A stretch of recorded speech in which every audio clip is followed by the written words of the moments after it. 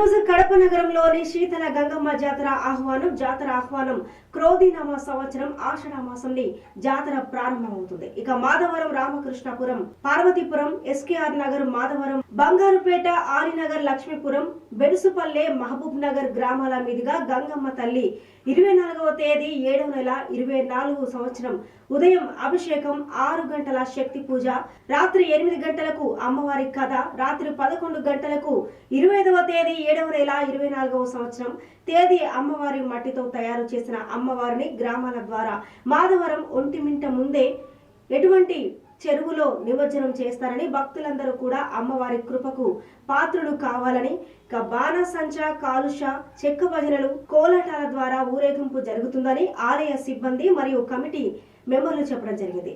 ఇక అక్కడ ఉన్నటువంటి మహిళ మంచి మహిమగల అమ్మవారు అని చెప్పింది.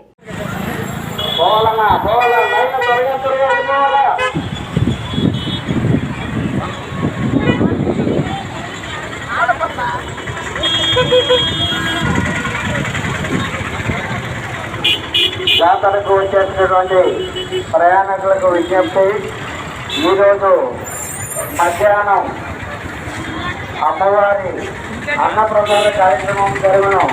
కావున భక్తులందరూ అన్నప్రసాదంలో పాల్గొనవలసిందిగా కోరుతున్నాము. కాకినాడ జిల్లా పత్తిపాడు మండలం రాచపల్లి గ్రామంలో వెలిసిన సిద్ధి గణపతి అభయాంజనేయ దత్తాత్రేయ సహిత షిరిడి సాయిబాబా వారి మందిరంలో గురు పౌర్ణమి పురస్కరించుకొని గురువారం ఘనంగా అన్నదాత కార్యక్రమం నిర్వహించారు.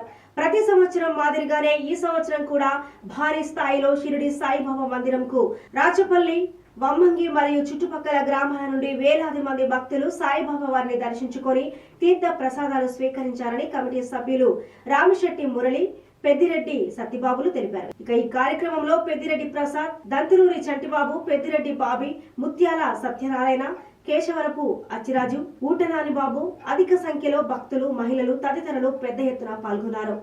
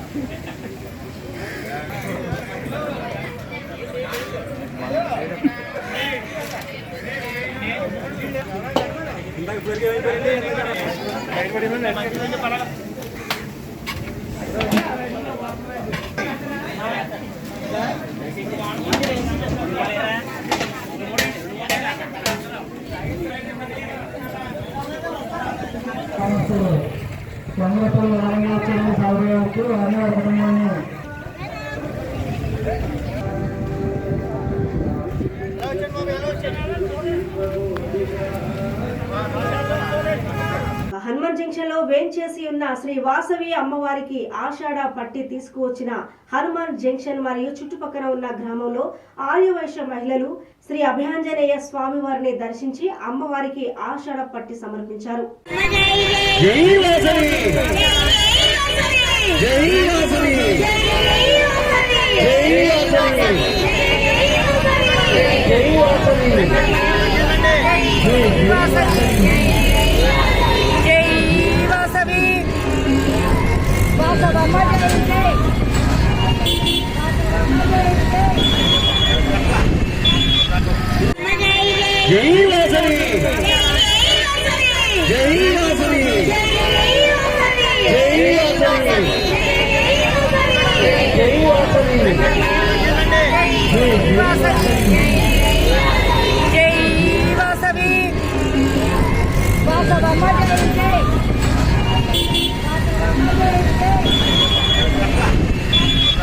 ఢిల్లీ నుండి గన్నవరం విమానాశ్రయానికి చేరుకున్న మాజీ సీఎం వైసీపీ అధినేత వైఎస్ జగన్మోహన్ రెడ్డి, ఎమ్మెల్యేలు, ఎమ్మెల్సీలు ఇక ఘన స్వాగతం పలికిన వైసీపీ నాయకులు, కార్యకర్తలు. మాజీ ఎంపీ మార్గాని భరత్ కామెంట్స్ ఇక ఏపీలో టీడీపీ ప్రభుత్వం చేస్తున్న కక్షపూరిత రాజకీయాలను అరికట్టడానికి ఢిల్లీ వేదికగా జగనన్న సారథ్యంలో ధర్నా నిర్వహించాం.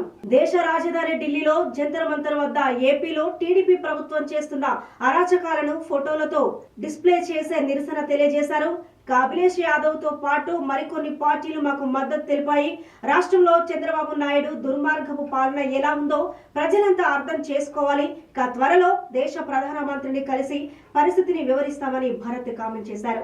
దేశపు రాజధాని న్యూఢిల్లీలో జంతర్ మంతర్ దగ్గర చేసిన ప్రొటెస్ట్ ఆంధ్రప్రదేశ్ రాష్ట్రంలో ఈ తెలుగుదేశం ప్రభుత్వం ఏ రకంగా అయితే రావణ కాష్ట చేస్తా ఉన్నారో దాని గురించి జంతర్ మంతర్ లో వీడియోస్ డిస్ప్లే చేసాము, ఫోటోస్ డిస్ప్లే చేసాము.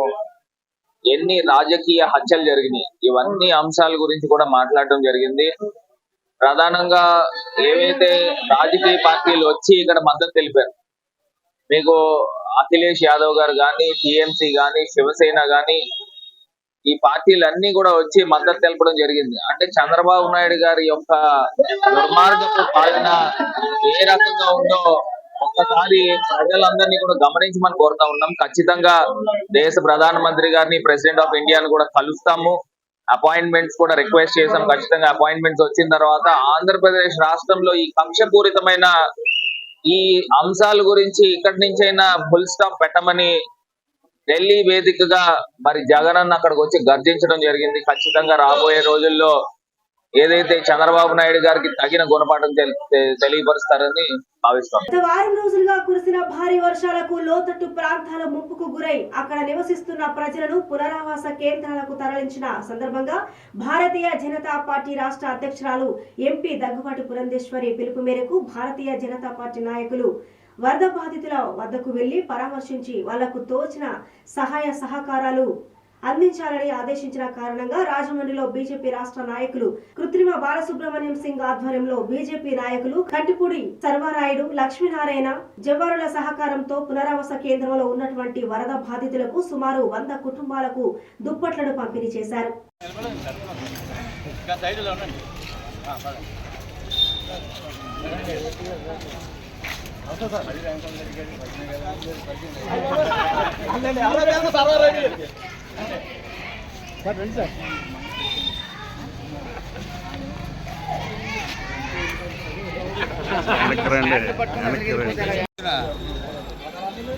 భారతీయ జనతా పార్టీ రాష్ట్ర నాయకత్వం అలాగే మన సింగర్ నాయకత్వంలో ఇవాళ అందులో ఇక్కడ మన రాజమండ్రి భారతీయ జనతా పార్టీ నాయకత్వం అందరూ కూడా ఏకగ్రీవంగా నిలబడి నుంచుని గత వారం రోజులుగా వరద బాధ ముఖ్యంగా ఏ వరద వచ్చినా మన గోదావరి వరదే వస్తుంది.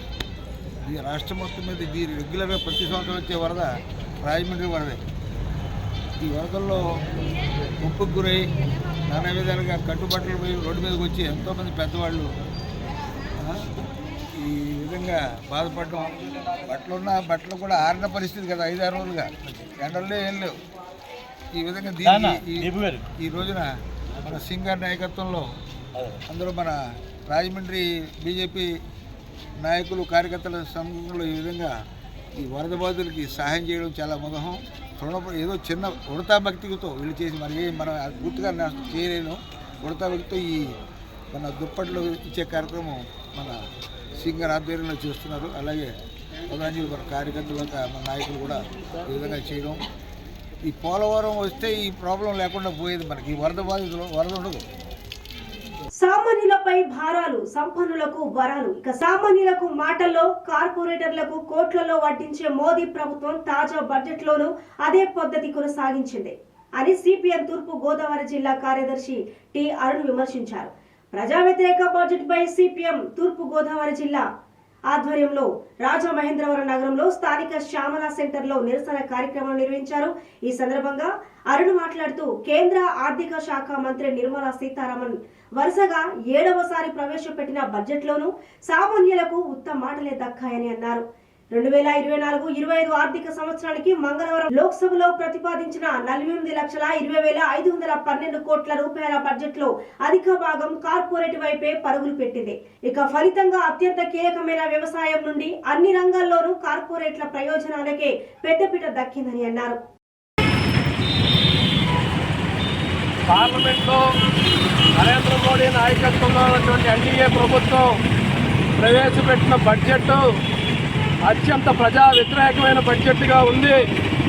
ఈ దేశంలో పెద్ద ఎత్తునటువంటి రైతాంగానికి సంబంధించి, వ్యవసాయ రంగానికి సంబంధించి 7,500 కోట్ల రూపాయల బడ్జెట్లో కోత పెట్టారు. ఉపాధి హామీ పథకానికి నిధులు కోత పెట్టారు. రైతాంగానికి ఎరువులు, విత్తనాల మీద ఉన్నటువంటి సబ్సిడీల మీద కోత పెట్టారు. ఆ రకంగా వ్యవసాయ రంగాన్ని నిర్వీర్యం చేసే పద్ధతుల్లో, కార్పొరేట్లకి దోచిపెట్టే పద్ధతుల్లో ఇవాళ మోడీ ప్రభుత్వం పార్లమెంట్లో బడ్జెట్ ప్రవేశపెట్టింది.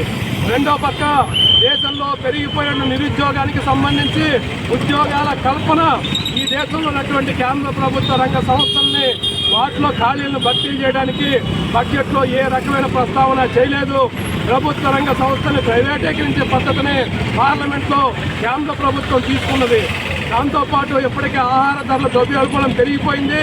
ఆ పెరిగిపోయిన ఆహార ధరలను నియంత్రించడానికి కనీసమైన చర్యలు కానీ, నిధుల కేటాయింపులు కానీ లేవు. ఇవాళ దేశంలో కేంద్ర ప్రభుత్వం గత 10 ఏళ్ల కాలంలో ఇవాళ 160 లక్షల కోట్ల రూపాయల అప్పుని భారతదేశ ప్రజల మీద. బ్రిటిష్ వారితో పోరాడిన తొలి గిరిజన వీరుడు కారం తమ్మన్న దొర 145వ వర్ధంతిని ప్రభుత్వం అధికారికంగా నిర్వహించాలని రాష్ట్రంలో అధికారంలోకి వచ్చిన ఎన్డీఏ ప్రభుత్వం రంపచోడవరం జిల్లాగా ఏర్పాటు చేసి కారం తమ్మన్న దొర జిల్లాగా పేరు పెట్టాలని ఆదివాసీ మహాసభ న్యాయ సలహాదారుడు ఐనాపురపు సూర్యనారాయణ డిమాండ్ చేశారు. 1839 నుండి బ్రిటిష్ వారికి వ్యతిరేకంగా సుదీర్ఘ కాలం పోరాటం చేసిన రంపచోడవరం మండలం బందపల్లి గ్రామానికి చెందిన తొలి గిరిజన వీరుడు, స్వతంత్ర సమరయోధుడు కారం తమ్మన్న దొర చరిత్రను వెలుగులోకి తెచ్చి భారతదేశ ప్రజలకు అందించిన ఎన్డీఏ ప్రభుత్వానికి ఆదివాసీ మహాసభ కృతజ్ఞతలు తెలియజేస్తుందని అన్నారు. ఇక ది రాజమండ్రి ప్రెస్ క్లబ్ లో గురువారం జరిగిన మీడియా సమావేశంలో కారం తమ్మన్న దొర 145వ వర్ధంతి సందర్భంగా ఘనంగా నివాళులు అర్పించారు. పోరాటం చేసి వాళ్ళ ఆధిపత్యాన్ని ప్రశ్నించి గిరిజన ప్రాంతంలో మీ పెత్తనం ఏంటని ఆ రోజుల్లోనే మన్యంలో ఉండేటువంటి గిరిజనులందరికీ కూడా ధైర్యం ఇవ్వడానికి ఆ రంపచోడవరం పక్కన ఉండేటటువంటి రంపలో ఉన్న క్యాంప్ మీద దాడి చేసి 12 మంది సైనికుల్ని హతమార్చి అప్పటి నుండి 1848 దాకా గెరిల్లా పోరాటాలు చేసి ఆ తర్వాత అదృశ్యమయ్యి పూర్తిగా మొత్తం అజ్ఞాతంలోనే ఉండి 1880 దాకా పోరాటం చేసినటువంటి సుదీర్ఘ కాలం పాటు 40 సంవత్సరాల పాటు పోరాటం చేసినటువంటి కారం తమ్మన్న దొర 145వ వర్ధంతి సభ ఈరోజు అంటే జూలై 25ని ఆయన్ని మల్కజ్గిరి ప్రాంతంలో పట్టుకొని ఆయన తల నరికి రాజమండ్రి కోటగుమ్మం దగ్గర కార్బోలిక్ ఆయిల్లో పెట్టి మొత్తం అందరూ చూసేలా ప్రదర్శన పెట్టారు. బ్రిటిష్ వాళ్ళకి వ్యతిరేకంగా ఎవరైనా ఉంటే ఈ విధంగా జరుగుతుందని చెప్పడానికి. ఇంత చరిత్ర ఉన్నటువంటి కారం తమ్మన్న దొర సంబంధించి ఢిల్లీలో జరిగినటువంటి 75 సంవత్సరాలు ఆదివారం సాయంత్రం 5 గంటలకు ఆనంద్ రిజెన్సీ పందిరి ఫంక్షన్ హాల్ జరుగును. అందరూ తరలి రండి సంఘ నేతలు పిలుపునిచ్చారు. రాష్ట్ర పర్యాటక సాంస్కృతిక సినిమాటోగ్రఫీ శాఖల మంత్రి కందుల దుర్గేష్, సిటీ ఎమ్మెల్యే ఆదిరెడ్డి శ్రీనివాసులకు ఈ నెల 28వ తేదీన ఆదివారం సాయంత్రం 5 గంటలకు హోటల్ ఆనంద్ రిజెన్సీ పందిరి హాల్లో కాపు సంక్షేమ సంఘం ఆధ్వర్యంలో అభినందన సత్కారం నిర్వహించారు. ఇందుకోసం ఆహ్వాన కమిటీ ఏర్పాటైంది. ఈ విషయాన్ని స్థానిక గణేష్ చౌక్ లోని రాజమండ్రి ప్రెస్ క్లబ్ లో గురువారం ఏర్పాటు చేసిన మీడియా సమావేశంలో సంఘం గౌరవ అధ్యక్షులు రామిరెడ్డి మురళి, అధ్యక్షుడు అల్లూరు శేషు నారాయణరావు, గౌరవ సలహాదారు దొండపాటి సత్యంబాబు, ప్రధాన కార్యదర్శి చింతం వీరబాబు వెల్లడించారు. అదేవిధంగా జక్కంపూడి అర్జున్, భైరస్వామి, గుడ్డు శ్రీను, ద్వారం సత్యబాబు, మంచాల సునీలు, బండి, వీళ్ళందరూ కూడా మా కాపు సంఘంలో సభ్యులు. మరి ముఖ్యంగా మేము ఈరోజు పెట్టిన కారణం ఏంటంటే పవన్ కళ్యాణ్ గారి పిలుపు మేరకు కాపు సంఘం తరఫున మేము కూటమికి సపోర్ట్ చేయడం జరిగింది. ఉమారామలింగ కళ్యాణ మండపంలో మేము పెద్ద ఎత్తున బహిరంగ సభ పెట్టి ఆ సభలో వారికి మద్దతు తెలపడం జరిగింది. అదేవిధంగా కూటమి చాలా ఘన విజయం సాధించింది. ఆ ఘన విజయం సాధించిన కూటమి సభ్యులు ఎవరైతే ఉన్నారో ఆ ఎమ్మెల్యేలు కానీ, ఎంపీలు కానీ మరి మంత్రులు కానీ వారికి సన్మానం చేయాలని నిర్ణయించుకున్నాం మేము కాపు సంక్షేమం తరఫున. అదేవిధంగా మరి సీనియర్ ఆటోగ్రాఫ్ మినిస్టర్ శ్రీ కందులు దుర్గేష్ గారికి, నగర శాసనసభ్యులు శ్రీ ఆదిరెడ్డి వాసు గారికి సన్మానం చేయాలని 28వ తారీఖు ఆదివారం సాయంత్రం 5 గంటలకి ఆనంద్ రెజెన్సీలో చేయాలని నిర్ణయించుకున్నాం. మరి ఆ కార్యక్రమానికి పార్టీలకు అతీతంగా ప్రతి ఒక్క కాపు కూడా రావాలని మీ ద్వారా తెలియ. నాటి సీఎం వైఎస్ జగన్మోహన్ రెడ్డి అనుసరించిన ప్రజా వ్యతిరేక విధానాలను చూడలేక తాను తిరిగి కాంగ్రెస్ పార్టీలోకి వచ్చేశారని వైఎస్ఆర్ కాంగ్రెస్ పార్టీ సీనియర్ నాయకుడు రాజమహేంద్రవరం గోదావరి పరిరక్షణ సమితి అధ్యక్షుడు డాక్టర్ టీకే విశ్వేశ్వరరెడ్డి వెల్లడించారు. ఇక గురువారం స్థానిక పేపర్ మిల్లు ఎదురుగా ఉన్న కృష్ణ సాయి కళ్యాణ మండపంలో ఏర్పాటు చేసిన విలేకరుల సమావేశంలో ఆయన మాట్లాడారు. తొలుత నగర కాంగ్రెస్ అధ్యక్షుడు బాలేపల్లి మురళీధర్ మాట్లాడుతూ గత 30 ఏళ్లుగా కాంగ్రెస్ పార్టీలో వివిధ పదవులు నిర్వహించి అటు పార్టీకి ఇటు ప్రజలకు సేవలు అందించిన డాక్టర్ విశ్వేశ్వరరెడ్డి తిరిగి సొంత గుడికి రావడం శుభ పరిణామమని వ్యాఖ్యానించారు. ఇక డాక్టర్ విశ్వేశ్వరరెడ్డికి సాదర స్వాగతం పలికారు. రాబోయే రోజుల్లో రాష్ట్రంలోనూ అటు కేంద్రంలోనూ కాంగ్రెస్ హవా ఖాయమని షర్మిలారెడ్డి ఈసారి సీఎం కాగలరని ధీమా వ్యక్తం చేశారు. నాయకులు అలాగే అపారమైన అనుభవం ఉన్నటువంటి పెద్దలు, సిటీలో విద్యా సంస్థల